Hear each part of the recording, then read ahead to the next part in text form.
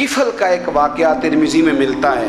एक शख्स किफल नाम का था बनी इसराइल में। एक औरत मजबूर थी, उसके बच्चे भूखे थे, तो किफल ने उसे मायल कर लिया कि तू मेरे साथ गुनाह करेगी तो फिर मैं तेरे बच्चों की रोटी तुझे दूंगा। तो वो औरत पहले तो बेचारी ना मानी, लेकिन बच्चों की भूख देख के मजबूर हो गई। जब किफल के करीब गई ना वो औरत, उसने दरवाजे सारे बंद कर लिए।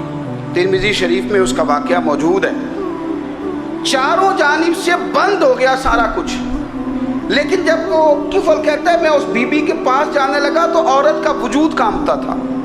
जिस बंदे को गुनाह की तरफ जाते उसकी तबीयत में हैजान पैदा हो, तो माना यह है कि अभी जहन पूरा गलीज नहीं हुआ, अभी तबीयत पूरी गंदी नहीं हुई, अभी ईमान की बहुत सारी किस्में मौजूद हैं, औरत का वजूद कांपता है। तो किफल कहते हैं कि मैंने उसे कहा कि सारे दरवाजे बंद हैं, डरती क्यों है?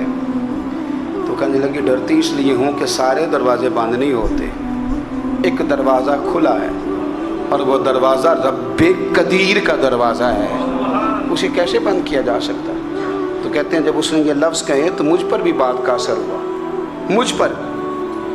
तो मैंने कहा कि अगर तू औरत हो कि रब से इतना डरती है तो मुझे तो उसने मर्द बनाया है।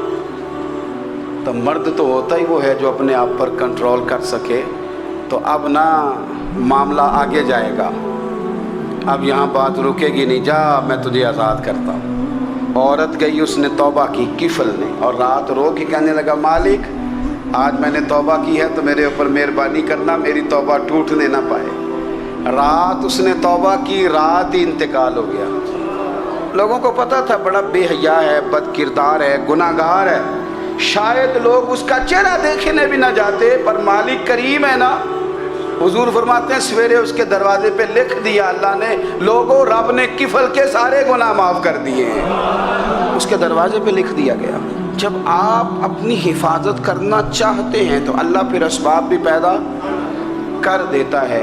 अपनी शर्मगाह की, अपनी नज़र की आप खूब हिफाजत करें। और मैं आपको एक बात अर्ज़ करूं, एक बंदे के बाहया हो जाने से ना, एक बंदे के ठीक हो जाने से उसके दाएं बाएं बेशुमार लोग ठीक हो जाते हैं। ना चाहते हुए भी आपकी नेकी का असर आपके दोस्तों पे पड़ता है, ना चाहते हुए।